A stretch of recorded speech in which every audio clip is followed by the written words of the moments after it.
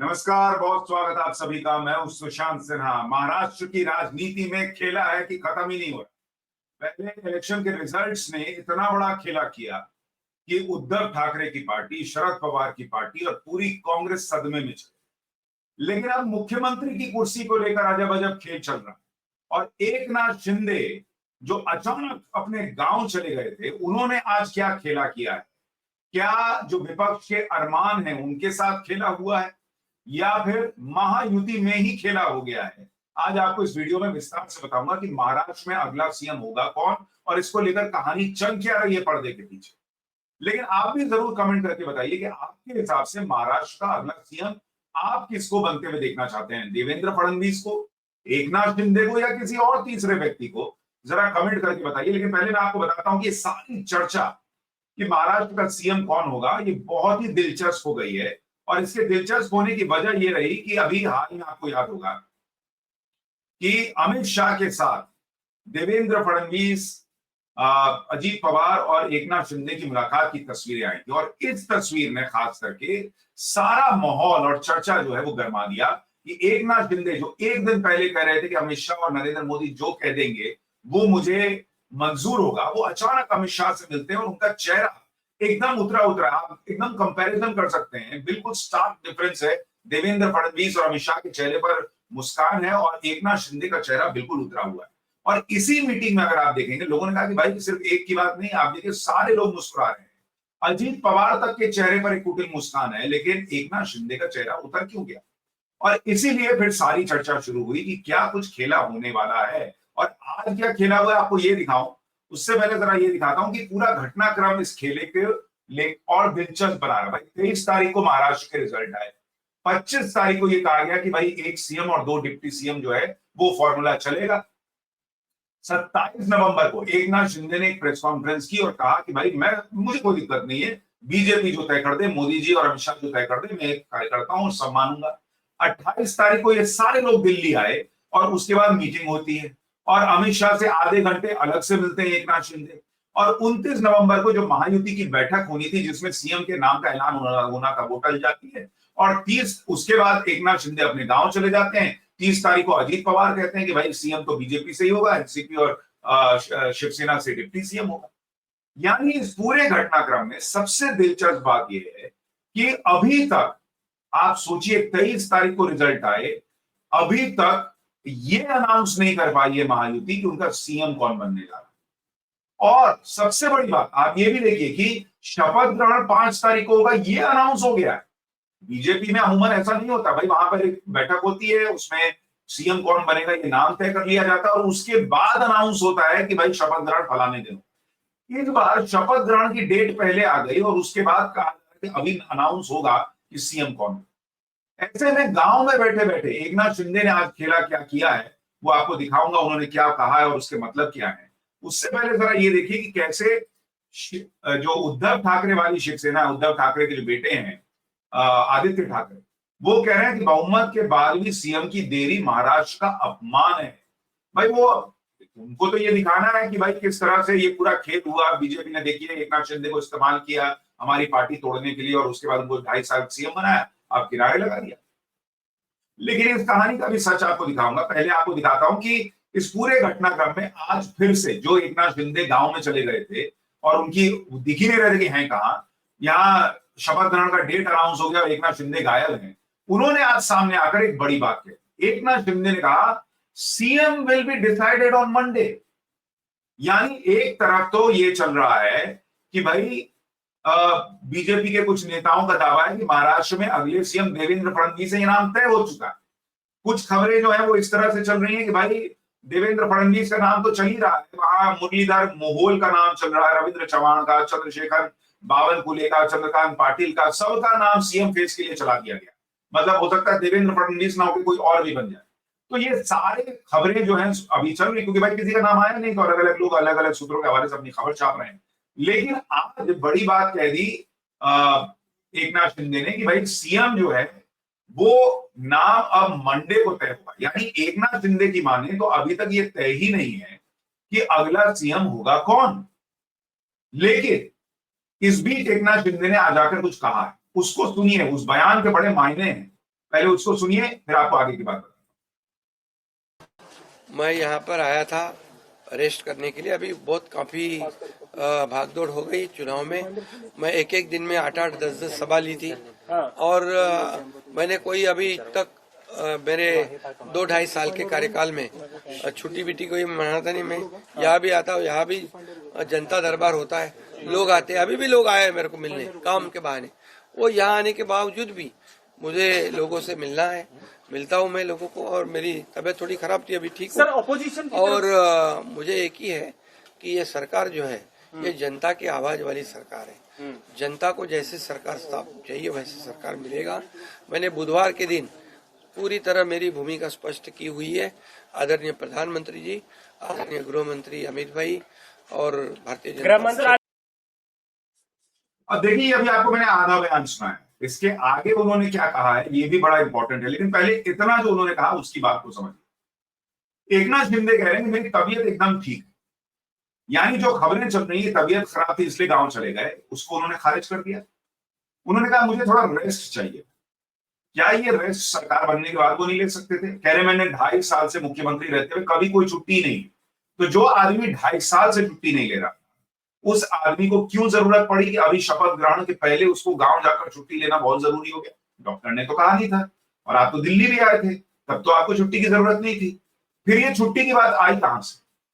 देखिए, ये छुट्टी की बात दरअसल ये है, एकनाथ शिंदे मैसेजिंग कर रहे हैं। भाई उन्होंने पहले, जब ये शपथ ग्रहण से पहले या जो प्रेस कॉन्फ्रेंस करके दिल्ली में मीटिंग से पहले उन्होंने जो प्रेस कॉन्फ्रेंस की और कहा कि मुझे अमित शाह और नरेंद्र मोदी की हर बात स्वीकार है। दरअसल वो अमित शाह और नरेंद्र मोदी के सामने उन्होंने एक इमोशनल कार्ड खेला। उन्हें ये पता था कि बीजेपी के पास 132 विधायक है आज की डेट, और अजीत पवार के साथ मिलकर वो आंकड़ा 175, 176 चला जाता है। तो बीजेपी को सरकार बनाने के लिए आज की डेट में शिंदे गुट की जरूरत नहीं है। इवन अजीत पवार की भी जरूरत नहीं है, वो निर्दलीय वगैरह इधर उधर से मिला के भी सरकार बना सकते हैं। कुछ लोग इधर उधर से आ जाएंगे अगर ऐसी चीजें होंगी। तो बीजेपी आज की डेट में इंडिपेंडेंटली अपनी सरकार बनाने की स्थिति में, तो कोई उनको ब्लैकमेल तो कर नहीं सकता। अजीत पवार सुखी साथ में है तो कोई वैसे भी ब्लैकमेलिंग नहीं हो पाएगी।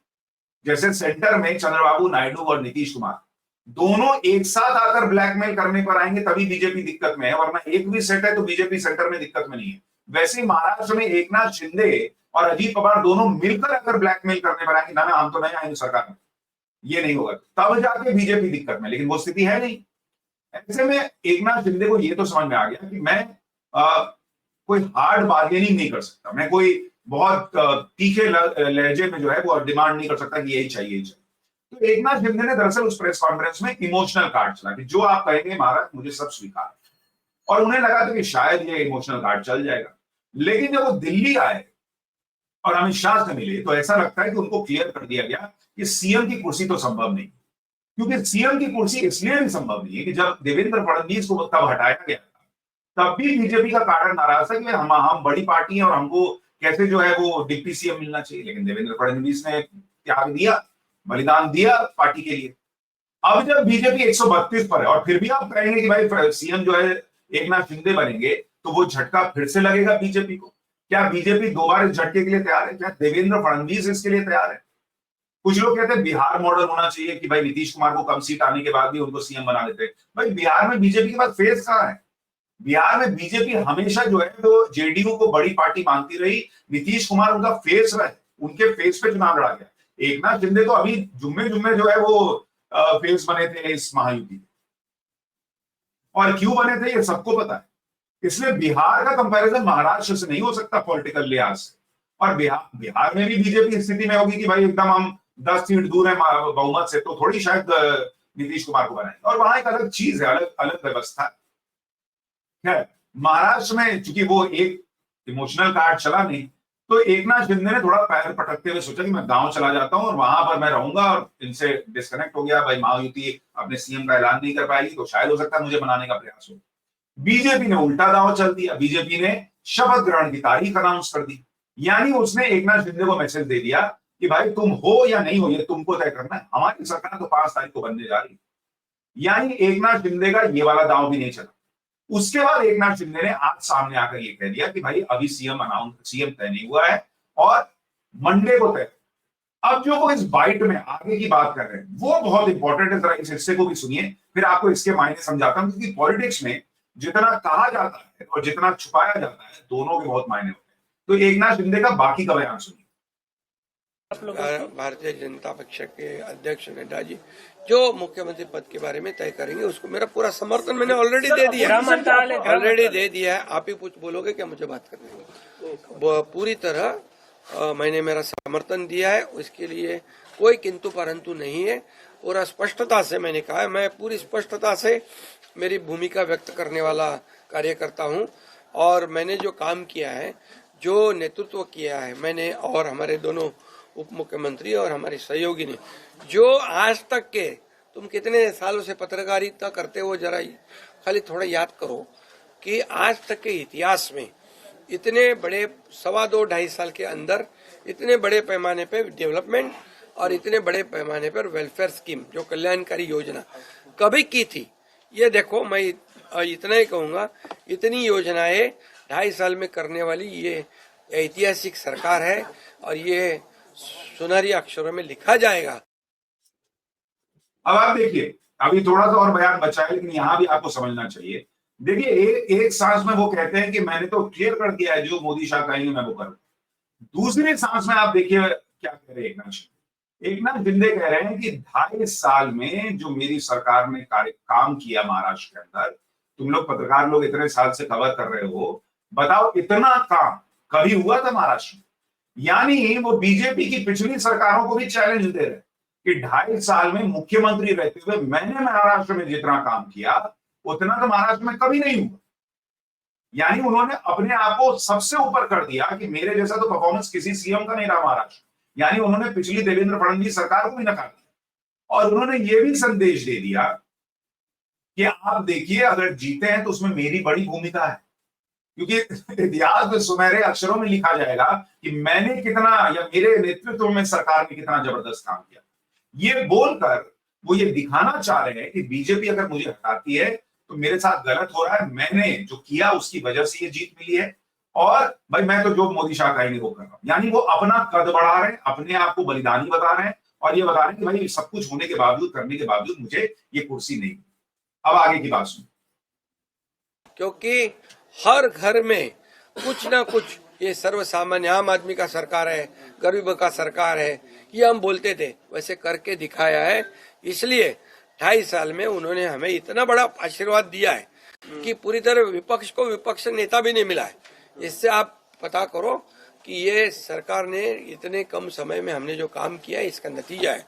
और मैंने पूरी तरह कहा है, मोदी जी, अमित भाई जो कहेंगे उसे पूरा हमारा समर्थन है। और निश्चित रूप से अभी मैं एक ही बात कहता हूँ, सरकार स्थापित हो जाएगी, अच्छी तरह से हो जाएगी। कोई किसी में हमारे सभी तीनों दलों में समन्वय है। और हमें क्या मिला और इससे ज्यादा हम जनता को क्या देंगे, महाराष्ट्र को क्या देंगे। अभी हमारी जिम्मेदारी बढ़ गई है, क्योंकि महाराष्ट्र की जनता ने हमें भर भर के दिया है। अभी हमें उनका विकास करना है, ये योजनाएं को आगे बढ़ाना है, इसके पीछे हम काम करेंगे। इतने में जो लैंडमार्क काम सवाल ये उठ रहे हैं सर, अपोजिशन की तरफ से सवाल ये उठ रहे हैं कि तारीख घोषित हो गई है, स्थल घोषित हो गया है, पर सीएम अभी तक घोषित नहीं किया। अरे भैया, उनकी कल मीटिंग है ना, विधानमंडल पक्ष की उनकी मीटिंग है, उसमें तय हो जाएगा। क्यों चिंता करते हो, 5 तारीख तो हुई है। यानी एकनाथ शिंदे वो शोले फिल्म वाले अमिताभ बच्चन की तरह बैठकर मौसी को बस समझा रहे हैं, मौसी मतलब प्रेस को या जनता को, कि लड़का तो बहुत अच्छा है लेकिन थोड़ी थोड़ी कमियां हैं। तो वैसे वो बता रहे हैं कि जो मोदी शाह बोलेंगे मैं वो करूंगा। लेकिन देखिए, सरकार तो मैंने ही चलाई, 2.5 साल में गजब का परफॉर्मेंस था और एक मतलब ऐसा किसी ने काम ही नहीं किया। अब वो ये कह रहे हैं कि भाई कल तय होगा कि मुख्यमंत्री कौन। और इस बीच सूत्रों के हवाले से जो खबर है आपको वो भी बताता हूं। भाई सूत्रों का दावा है कि जो अमित शाह से चर्चा हुई उसमें खींचतान जो मची है, भाई बीजेपी कह रही है कि गृह मंत्रालय मेरे पास रहेगा, राजस्व, उच्च शिक्षा, कानून, ऊर्जा, ग्रामीण विकास बीजेपी अपने पास रखना चाहती है। शिवसेना को वो कह रहे हैं कि आप हेल्थ रख लीजिए, शहरी विकास रख लीजिए, सार्वजनिक कार्य, उद्योग, ये सब आप ले लीजिए। और अजीत पवार वाली एनसीपी को वो कह रहे हैं कि भाई फाइनेंस मिनिस्ट्री अपने पास रखिए, योजना, सहयोग, कृषि जैसे विभाग आपको दे देते हैं। अब सारा मसला कहा जाता है कि वो गृह मंत्रालय को लेकर अटका हुआ है, क्योंकि वो चाहते हैं एक नाथ शिंदे की भाई हमको कम से कम गृह मंत्रालय तो दो, क्योंकि जब डिप्टी सीएम देवेंद्र फडणवीस थे तो गृह मंत्रालय उनके पास था। तो एक नाथ शिंदे का कहना है कि भाई अगर मान लीजिए हमको आप डिप्टी सीएम दे रहे हो तो हमको गृह मंत्रालय दो, होम मिनिस्ट्री दो, ऐसा सूत्रों का दावा। अब वही चीज अटकी हुई है, क्या हो रहा है कहा नहीं जा सकता। इस बीच एक खबर ये भी चल रही है कि संभव है कि एक नाथ शिंदे डिप्टी सीएम ना बने और हो सकता है उनके बेटे जो हैं श्रीकांत शिंदे, उनको डिप्टी सीएम का पद मिल जाए और वो बन जाए। इससे वो डिप्टी सीएम का पद भी रख लेंगे और अपनी नाराजगी भी जाहिर कर देंगे कि भाई देखिए मुझे नहीं बनाया, तो एक तरह से मैसेजिंग जाएगी। लेकिन इन सारी चीजों के बीच जो उद्धव ठाकरे वाली शिवसेना है, कांग्रेस है, इन सबको ये बोलने का मौका तो मिल ही गया है कि महायुति में सब कुछ ठीक नहीं है। और मुझे लगता है कि एकनाथ शिंदे को पहले से ये पता तो था ही। भाई अमित शाह ने कभी ये नहीं कहा, इस बार तो उन्होंने सतर्क रहते हुए क्लियरली प्रेस कॉन्फ्रेंस में कह दिया था कि इलेक्शन के बाद सीएम तय करेंगे, क्योंकि बाद में उद्धव ठाकरे जैसा कोई बाद में आके कह दे कि नहीं मुझे तो कमरे में कहा था 2.5 साल तुम 2.5 साल हम। तो इस बार बीजेपी ने वो रिस्क ही नहीं लिया, प्रेस कॉन्फ्रेंस में कह दिया कि हम इलेक्शन के बाद सीएम तय करेंगे। अब 145 बहुमत का आंकड़ा है, 132 बीजेपी लाएगी और सीएम बनाएंगे एकनाथ शिंदे को। तो भाई बीजेपी को अपने लोगों को भी तो जवाब देना है। और आपको 2.5 साल सरकार चलाने का उन्होंने मौका दिया। 132 सीट लाने वाली 90% के करीब का स्ट्राइक रेट वाली पार्टी बैठेगी डिप्टी सीएम पे, किस वजह से, क्यों? भाई आप जब पार्टी में आए, साथ में आए, आपने कहा कि भाई हम वहां उद्धव ठाकरे के विचारों से सहमत नहीं है, हम अलग होना चाहते हैं, तो आप यहां पर आए, आपको मुख्यमंत्री की कुर्सी दी गई, आपको सम्मान दिया गया कि कम से कम आपको बोलने को रहे अपने लोगों को कि देखिए हम यहाँ आए तो हमको जो है पीछे नहीं बैठा दिया। लेकिन उसके बाद जब बड़े भाई की भूमिका में बीजेपी लड़ी, ज्यादा सीटों पे लड़ी और वहां 90% के करीब का 88% के करीब का स्ट्राइक रेट लेकर सीटें लेकर आई, तो ये सोचना कि बीजेपी जो है वो डिप्टी सीएम की कुर्सी पे बैठेगी, बहुत ही आश्चर्यचकित करने वाली उम्मीद लगती है, जो एकनाथ शिंदे को करनी भी नहीं चाहिए। अब सीएम कौन बनेगा ये तो भाई देखिए लास्ट मिनट तक नहीं कहा जा सकता, क्योंकि अमित शाह और नरेंद्र मोदी के दिमाग में क्या चलता है ये किसी को नहीं। लेकिन फिलहाल तो खबर यही है कि देवेंद्र फडणवीस का नाम ही सबसे आगे है और एकनाथ शिंदे को मैसेज दे दिया गया है कि आप 5 तारीख को आ जाए तो ही अच्छा है। जबरदस्ती का ये हाथ पैर पटकने से कोई फायदा नहीं है, नाराज फूफा बनने की गुंजाइश इस शादी में है ही नहीं, तो शादी में शामिल हो जाना ही बेहतर। अब एकनाथ शिंदे होंगे, उनका बेटा डिप्टी सीएम बनेगा, क्या होगा ये कल पता चलेगा, उस पर भी आपको वीडियो बनाकर बताऊंगा। फिलहाल आप बताइए कि आपको इस पूरे घटनाक्रम पर क्या लग रहा है और आपके हिसाब से सीएम कौन होना चाहिए। नमस्कार।